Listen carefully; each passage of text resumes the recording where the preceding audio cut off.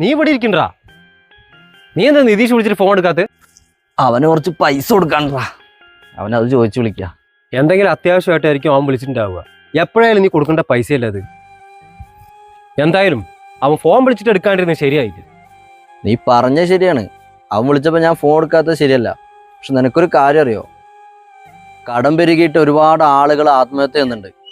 അത് ചെയ്യാൻ തോന്നിക്കുന്ന ഒന്നാമത്തെ കാരണം എന്താ പറയുക, എനിക്ക് മാനസിക സമ്മർദ്ദം. ഒരു മനുഷ്യന് ഏറ്റവും കൂടുതൽ വിഷമമുണ്ടാക്കുന്ന കാര്യം അവൻ ഇഷ്ടപ്പെടുന്ന ആളുകളുടെ വായിൽ നിന്ന് കേൾക്കുന്ന മോശമായ വാക്ക്. അതിലുണ്ടാകുന്ന ആ ഒരു പിരിമുറുക്കുണ്ടല്ലോ, ഇതൊന്നും ആർക്കും പറഞ്ഞാൽ മനസ്സിലാവില്ല. ഞാനത് രുചിച്ചറിഞ്ഞവനാണ്.